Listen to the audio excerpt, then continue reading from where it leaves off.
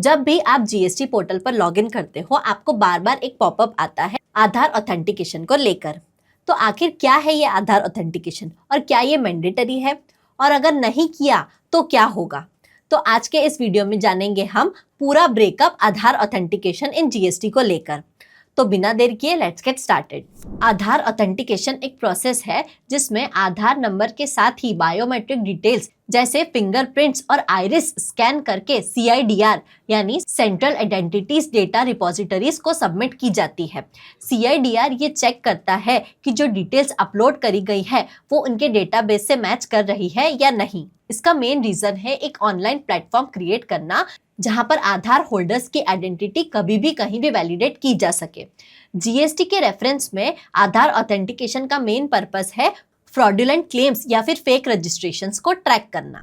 GST law के according जब भी आप जीएसटी का रजिस्ट्रेशन करते हो तब आप आधार ऑथेंटिकेशन को ऑप्ट कर सकते हो अनटिल एंड अनलेस आप एग्जम्प्टेड नहीं हो या फिर ये आपके लिए मैंडेटरी नहीं है under section 25 sub section 6C। 21 अगस्त 2020 के बाद वाली जीएसटी एप्लीकेशंस के लिए ऑप्ट इन का ऑप्शंस अवेलेबल है, लेकिन 1 अप्रैल 2020 से लेके 21 अगस्त 2020 तक की सारी एप्लीकेशंस के लिए आधार ऑथेंटिकेशन मैंडेटरी था। अगर एप्लीकेंट आधार ऑथेंटिकेशन ऑप्ट करता है तो उसे आधार नंबर के साथ में जीएसटी पोर्टल पर एक आधार रिलेटेड ओटीपी आता है और उसका ऑथेंटिकेशन हो जाता है। इंडिविजुअल केसेस में ऑथराइज सिग्नेटरी या फिर किसी प्रमोटर या फिर पार्टनर का ऑथराइजेशन मैंडेटरी है। अगर आधार ऑथेंटिकेशन नहीं होता है तो आपको जीएसटी रजिस्ट्रेशन तभी मिलेगा जब जीएसटी ऑफिसर फिजिकल वेरिफिकेशन करे आपके प्रिंसिपल प्लेस ऑफ बिजनेस का या फिर ई-केवाईसी के थ्रू ऑथराइजेशन करे, बट इस केस में जॉइंट कमिश्नर का परमिशन लेना मैंडेटरी है। और कुछ केसेस में आधार ना होने पर ये ऑल्टरनेटिव वेरिफिकेशन प्रोसेस फॉलो करता है, जैसे सीजीएसटी एक्ट के अंदर फिजिकल वेरिफिकेशन प्रोसेस। तो सीजीएसटी एक्ट के सेक्शन 25 सब सेक्शन 6C के अंडर इन लोगों के लिए आधार ऑथेंटिकेशन मैंडेटरी है। नंबर 1 हर टाइप के authorise signatory, number 2 partnership firm के मैनेजिंग या authorised partners, and number 3 HUF का कर्ता। इन सब लोगों को रजिस्ट्रेशन तभी मिलेगा जब ये आधार ऑथेंटिकेटेड होंगे। इसमें एक एक्सेप्शन भी है, अगर कोई इंडिविजुअल इंडियन सिटीजन नहीं है और वो इन फॉलोइंग कैटेगरीज में नहीं आता है तो उसके लिए आधार ऑथेंटिकेशन मैंडेटरी नहीं है।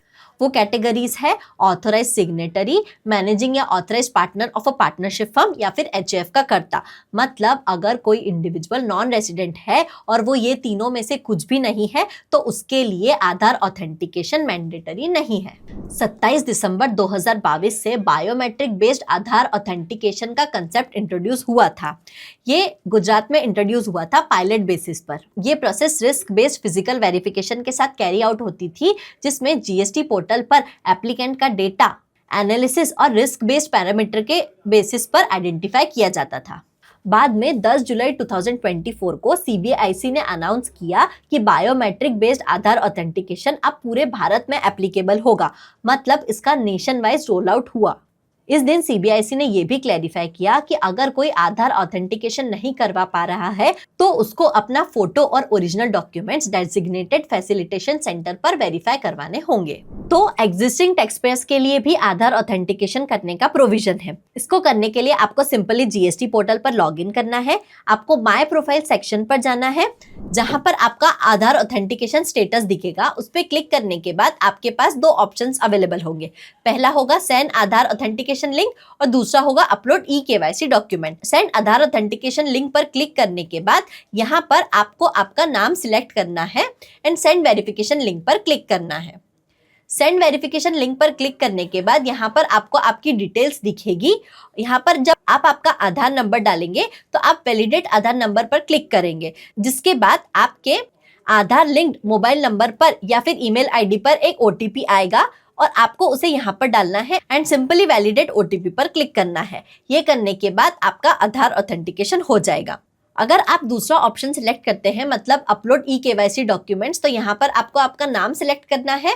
आपको डॉक्यूमेंट्स अपलोड में type of e-KYC document select करना है और उसे अपलोड करना है। नेक्स्ट स्क्रीन पे आपको आपका अपलोडेड डॉक्यूमेंट दिख जाएगा और इसको सबमिट करते ही आपके ई-केवाईसी के डॉक्यूमेंट्स अपलोड हो जाएंगे। लेकिन अपलोड होने के बाद जीएसटी ऑफिसर इन डॉक्यूमेंट्स को चेक करेगा और चेक करने के बाद वो इन डॉक्यूमेंट्स को एक्सेप्ट या रिजेक्ट कर सकता है। लेकिन उसके बाद भी आपका जो स्टेटस है वो आधार ऑथेंटिकेटेड नहीं बल्कि ई-केवाईसी ऑथेंटिकेटेड माना जाएगा। जीएसटी में बहुत ही सारे रूल्स, नोटिफिकेशंस और टाइमलाइंस है। इन सारे रूल्स, नोटिफिकेशंस और टाइमलाइंस के बीच में एक सवाल बनता है, क्या ये सब मैन्युअली करना पॉसिबल है? बहुत सारे लोग इन कंप्लायंस को करने में अपने बिजनेस का एक क्रूशियल टाइम वेस्ट करते हैं, बट आप ये टाइम सेव कर सकते हैं अगर आप ये सारे कंप्लायंसेस ऑटोमेट कर ले तो। मैं जिस सॉफ्टवेयर का यूज करती हूँ वो मुझे जीएसटी कंप्लायंसेस को ऑटोमेट करने में हेल्प करता है। वो मुझे बहुत सारी जीएसटी रिपोर्ट्स जैसे GSTR1 एंड GSTR2B की रिपोर्ट्स रियल टाइम बेसिस पर प्रोवाइड करता है। इसके साथ ही ये मुझे GSTR2B और मेरी बुक्स के रिकंसिलेशन करने में भी हेल्प करता है, जिससे मेरा एक ample amount of time save होता है। ये software GST compliant invoices generate करता है, जीएसटी रिपोर्ट्स रेडी करता है। इसके साथ ही ई इनवॉइसिंग और ई-वे बिल के लिए डायरेक्ट इनवॉइस रिपोर्टिंग पोर्टल या फिर ई-वे बिल पोर्टल से इंटीग्रेट भी करता है। रियल टाइम रिपोर्टिंग के थ्रू आपको ये पता चलता है कि क्या पेंडिंग है और क्या फाइल हो चुका है, और सब कुछ गवर्नमेंट के रेगुलेशंस के अकॉर्डिंग भी होता है। मतलब अब ज्यादा परफेक्ट काम ज्यादा एक्यूरेट बेसिस पे, पर वो भी कम टाइम में। इन शॉर्ट, ये एक कंप्लीट कंप्लायंस सोल्यूशन है जीएसटी के लिए, और सबसे अच्छी बात ये है कि इनका फ्री डेमो अवेलेबल है और इनके कुछ बेसिक प्लान्स तो फ्री ऑफ कॉस्ट भी है। तो इसकी लिंक मैंने डिस्क्रिप्शन में दी है, अभी चेक करें। तो दोस्तों, ये था हमारा discussion Aadhaar authentication in GST को लेके। जीएसटी में आधार ऑथेंटिकेशन सिर्फ एक कंप्लायंस स्टेप नहीं है, बल्कि ये आपकी जीएसटी की जर्नी को सिक्योर और सीमलेस बनाता है। तो अगर आपने आपका आधार अभी तक ऑथेंटिकेट नहीं किया है तो अभी जाके करें। इसके अलावा अगर इस टॉपिक से रिलेटेड आपके कोई क्वेश्चंस है या आप हमें कोई सजेशंस देना चाहते हैं तो नीचे कमेंट में बताएं। Thank you.